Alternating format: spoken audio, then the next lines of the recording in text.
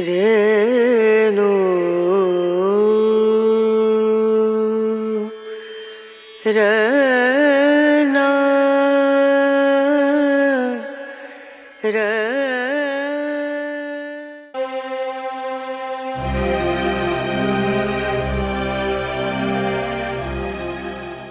Dinasti Mamluk adalah salah satu dinasti yang paling terkenal dalam sejarah Islam, yang memerintah sebagian besar wilayah Mesir dan Syam dari tahun 2250 hingga 1517.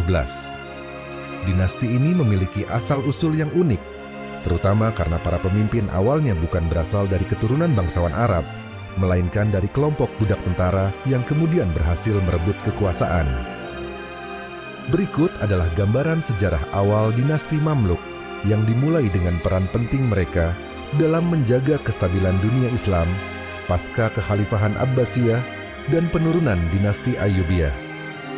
Kata Mamluk berasal dari bahasa Arab yang berarti dimiliki atau budak, karena para Mamluk pada awalnya adalah budak-budak militer yang dibeli dan dilatih oleh penguasa Islam.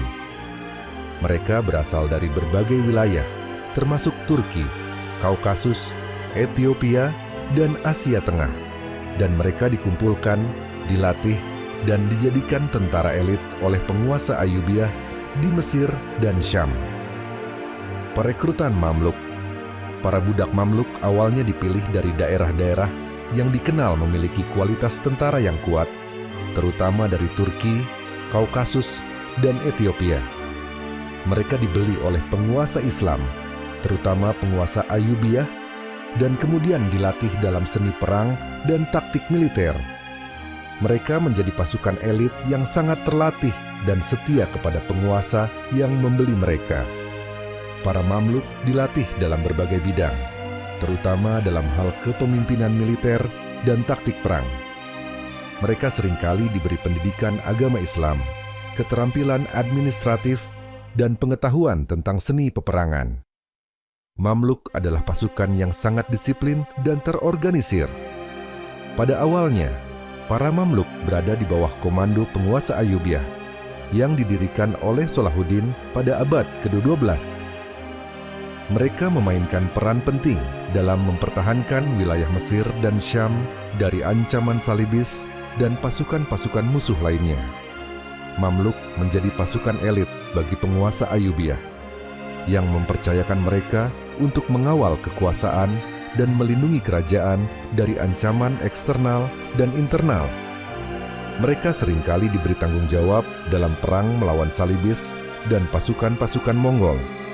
Para Mamluk, meskipun merupakan budak, memperoleh banyak kekuasaan dan pengaruh selama masa pemerintahan Ayyubiyah, yang memungkinkan mereka membangun hubungan yang kuat dengan para pejabat tinggi dan penguasa. Dengan waktu, mereka mulai memperoleh kekayaan dan status yang lebih tinggi di dalam hierarki masyarakat. Kejatuhan dinasti Ayyubiyah terjadi ketika Al-Salih Ayyub, penguasa Ayyubiyah terakhir di Mesir, meninggal pada tahun 1249 tanpa meninggalkan ahli waris yang cukup kuat untuk mengendalikan kekuasaan. Pada masa ini, pasukan Mamluk yang dipimpin oleh Rukunuddin Baibars dan Qutuz mulai memainkan peran yang lebih besar dalam politik Mesir. Pada tahun 1250, setelah kematian Al-Salih Ayyub, terjadi perang internal di Mesir di antara para pemimpin Ayyubiyah dan pasukan Mamluk.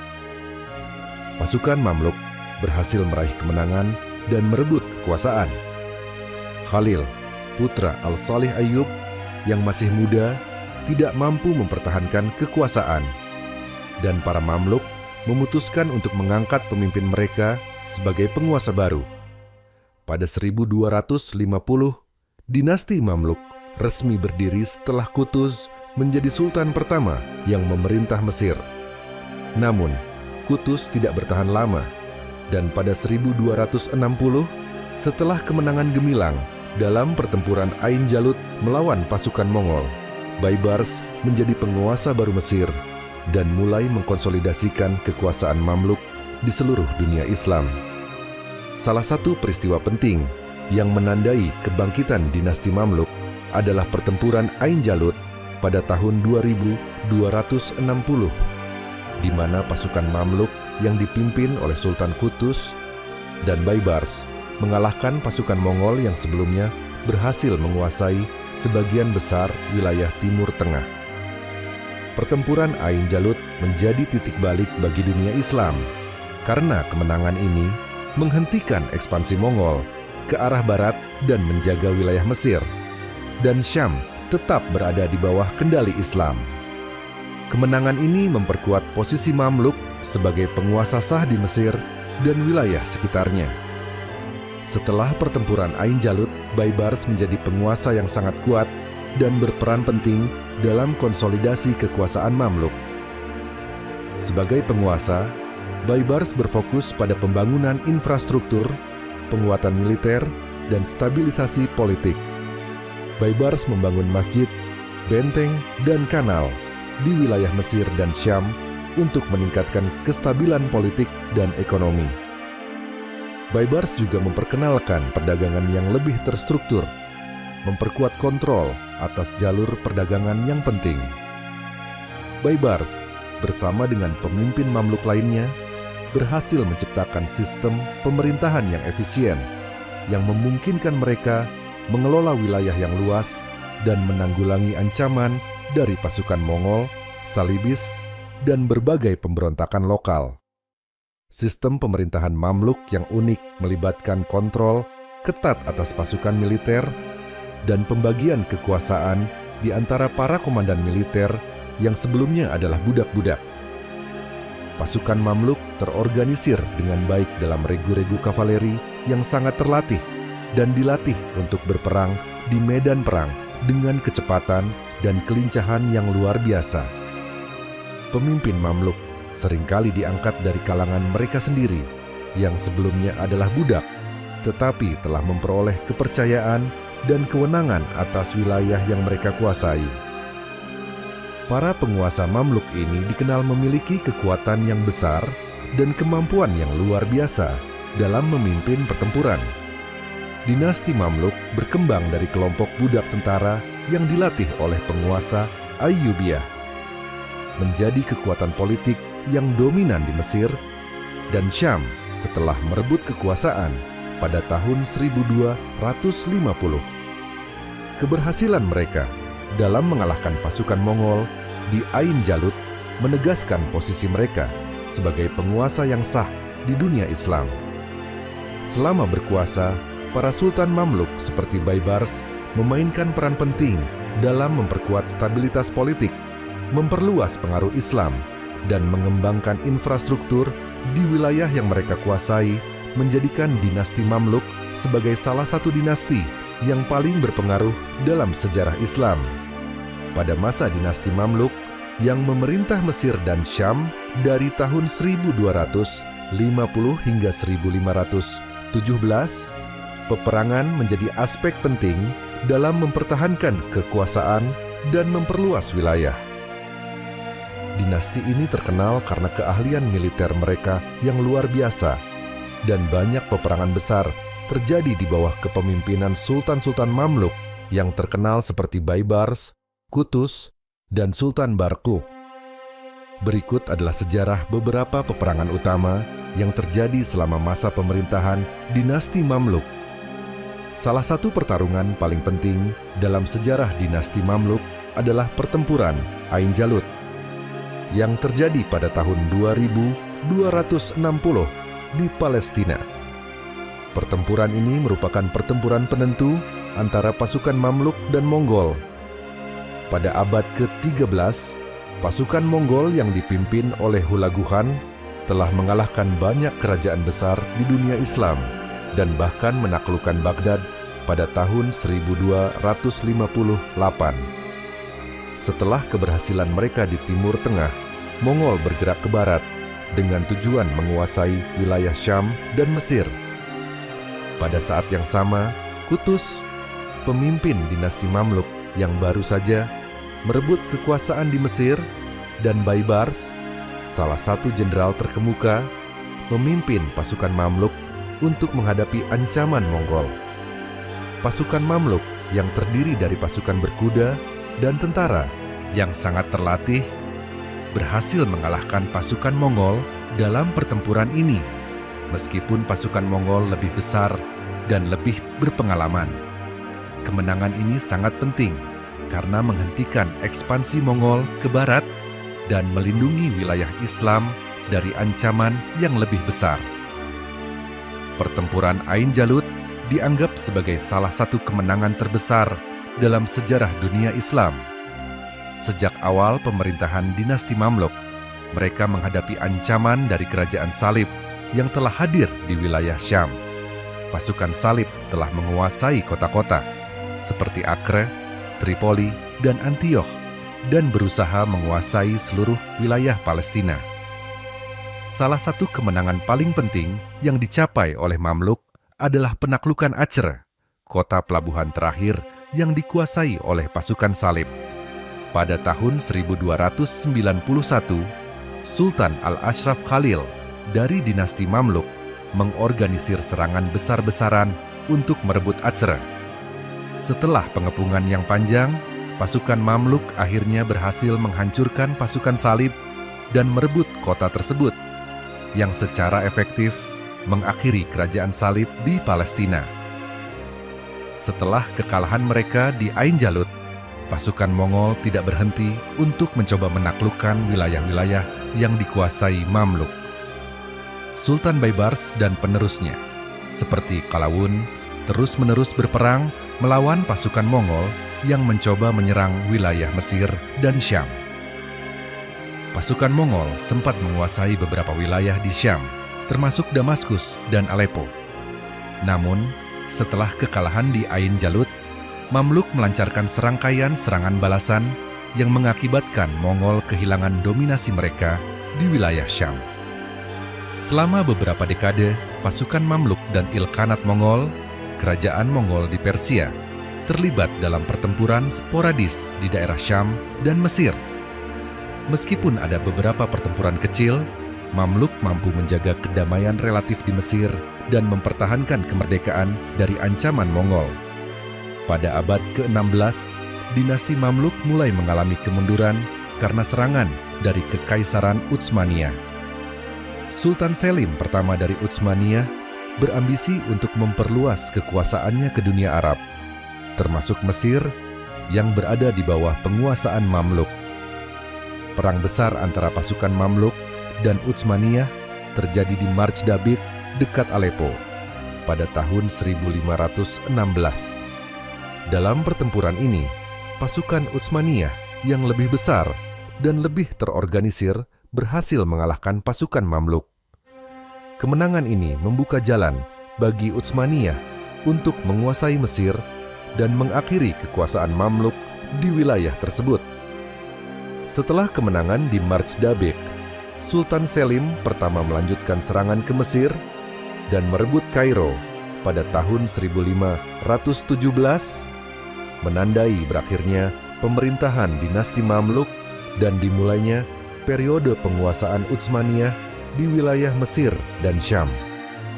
Selain ancaman eksternal dari Mongol dan Salibis, dinasti Mamluk juga menghadapi berbagai pemberontakan internal yang seringkali berasal dari kelompok Mamluk itu sendiri atau faksi-faksi yang tidak puas dengan kekuasaan pusat.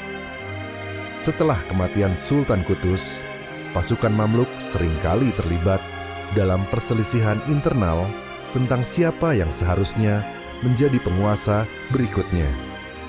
Beberapa pertempuran terjadi di antara berbagai faksi Mamluk yang berusaha merebut kekuasaan di dalam Mesir. Di Siam, wilayah yang kaya dan strategis, pemberontakan dari penduduk lokal atau bahkan faksi Mamluk yang tidak puas dengan kebijakan pemerintah pusat sering terjadi. Meski demikian, para penguasa Mamluk berhasil menjaga stabilitas relatif di wilayah ini melalui kebijakan yang bijaksana dan kekuatan militer yang besar. Dinasti Mamluk terkenal dengan keahlian militer mereka yang tidak hanya berfokus pada ancaman eksternal seperti Mongol dan Salibis, tetapi juga pada pengelolaan peperangan internal dan stabilitas politik. Peperangan-peperangan besar seperti Ain Jalut, penaklukan Acre, serta perang dengan Utsmaniyah menandai puncak kekuatan militer mereka, sementara kegigihan mereka dalam mempertahankan Mesir dan Syam mengukir pengaruh besar dalam sejarah Islam. Namun, meskipun dinasti Mamluk mengalami berbagai kemenangan, pada akhirnya mereka tidak mampu menghindari kejatuhan mereka di tangan Utsmaniyah pada awal abad ke-16. Kejatuhan dinasti Mamluk merupakan salah satu peristiwa penting dalam sejarah dunia Islam yang menandai berakhirnya kekuasaan Mamluk atas Mesir dan Syam, dan dimulainya era baru di bawah kekuasaan Kekaisaran Utsmaniyah. Dinasti Mamluk yang telah memerintah Mesir sejak tahun 1250 akhirnya runtuh pada 1517 setelah mengalami serangkaian faktor internal dan eksternal yang melemahkan kekuasaannya. Berikut ini adalah beberapa pandangan dari para sejarawan mengenai penyebab kejatuhan dinasti Mamluk. Banyak sejarawan berpendapat bahwa masalah internal merupakan salah satu faktor utama yang menyebabkan kejatuhan dinasti Mamluk. Sejak awal berdirinya dinasti Mamluk, perselisihan antar kelompok Mamluk, baik yang berasal dari kavaleri maupun infanteri, seringkali terjadi. Meskipun para pemimpin Mamluk seringkali sangat kuat di medan perang, mereka menghadapi tantangan dalam mengelola pemerintahan. Ketegangan antara berbagai faksi Mamluk yang bersaing untuk kekuasaan mengarah pada instabilitas politik yang sering terjadi, dengan beberapa pemimpin Mamluk saling berperang untuk posisi kekuasaan. Faksi-faksi yang berbeda di kalangan Mamluk sering terlibat dalam pertempuran untuk mengontrol kota dan wilayah. Pada abad ke-15, persaingan antar faksi yang berbeda semakin memperburuk keadaan dan melemahkan struktur politik yang ada. Sejumlah sejarawan juga mencatat bahwa kekayaan yang diperoleh oleh Mamluk dari perdagangan dan pajak yang besar di Mesir mulai tergerus karena korupsi dan salah kelola. Pembangunan infrastruktur yang tidak berkelanjutan, terutama setelah periode puncak mereka di abad ke-13 dan ke-14, memperburuk ekonomi. Di sisi lain, pengeluaran militer yang besar untuk mempertahankan wilayah mereka dari ancaman luar menambah beban ekonomi.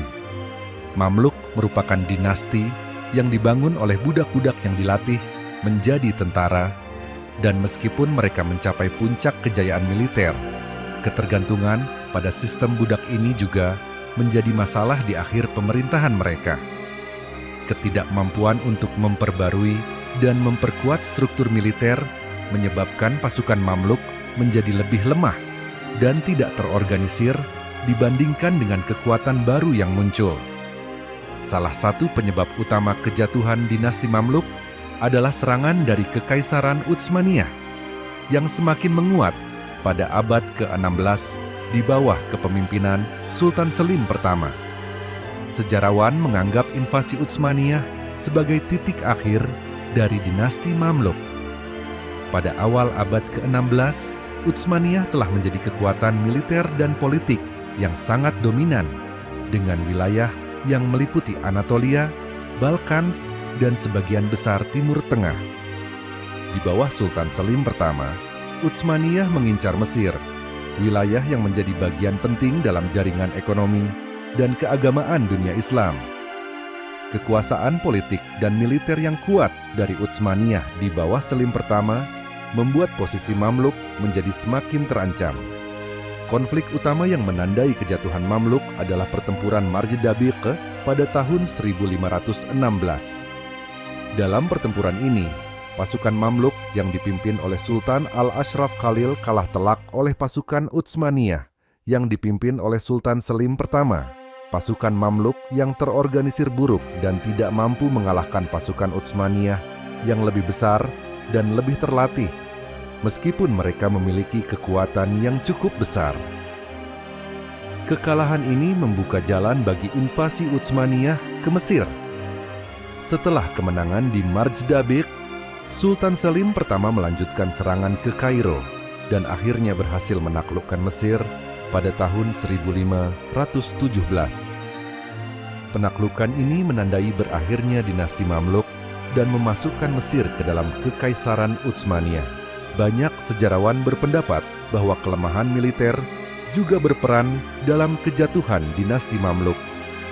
Meskipun pasukan Mamluk pada masa puncaknya sangat kuat, dengan kavaleri yang terlatih dan taktik perang yang efektif, mereka mulai kehilangan kekuatan militer seiring berjalannya waktu. Para Mamluk tidak berhasil mengadaptasi taktik baru yang digunakan oleh pasukan Utsmaniyah dan negara-negara Eropa yang sudah lebih modern. Tentara Utsmaniyah memiliki keuntungan teknologi militer yang lebih maju, termasuk penggunaan senjata api yang mulai berkembang pada masa itu. Sementara Mamluk tetap menggunakan taktik dan senjata tradisional yang lebih mengandalkan kavaleri dan pedang. Kekalahan dalam pertempuran besar dan ketidakmampuan untuk mempertahankan stabilitas politik dan ekonomi menyebabkan hilangnya kepercayaan rakyat dan elit terhadap Mamluk. Hal ini mempermudah pasukan Utsmaniyah untuk mendapatkan dukungan dari berbagai kelompok lokal yang tidak puas dengan pemerintahan Mamluk. Para sejarawan Arab seringkali menilai kejatuhan dinasti Mamluk sebagai akibat dari kegagalan internal yang disebabkan oleh persaingan antar pemimpin, ketidakmampuan dalam mengelola ekonomi, serta kelemahan dalam menghadapi ancaman eksternal. Banyak yang juga melihat serangan Mongol pada abad ke-13 yang merusak beberapa wilayah Islam sebagai faktor yang melemahkan persatuan dunia Islam dan membuka jalan bagi kekuatan baru seperti Utsmaniyah. Sejarawan Barat di sisi lain lebih fokus pada bagaimana kebangkitan Utsmaniyah menandai titik balik dalam sejarah Timur Tengah. Mereka melihat penaklukan Mesir sebagai penutup era kejayaan Mamluk yang digantikan oleh Utsmaniyah yang lebih terorganisir dan modern. Kekaisaran Utsmaniyah di bawah Selim pertama dianggap sebagai kekuatan yang berhasil menyatukan wilayah-wilayah Islam dan membawa Mesir dan Syam kembali ke pusat kekuasaan Islam yang lebih terpusat. Kejatuhan dinasti Mamluk disebabkan oleh berbagai faktor, baik internal maupun eksternal. Ketidakstabilan politik, ketergantungan pada sistem militer yang ketinggalan zaman, dan persaingan antar faksi di dalam dinasti Mamluk bersama dengan serangan luar dari Kekaisaran Utsmaniyah memainkan peran penting dalam menghancurkan kekuasaan mereka. Pertempuran Marj Dabiq 1516 dan penaklukan Mesir oleh Utsmaniyah pada 1517 mengakhiri pemerintahan Mamluk dan membawa wilayah tersebut di bawah kekuasaan Utsmaniyah, menandai berakhirnya era dinasti Mamluk yang telah berlangsung selama hampir 300 tahun.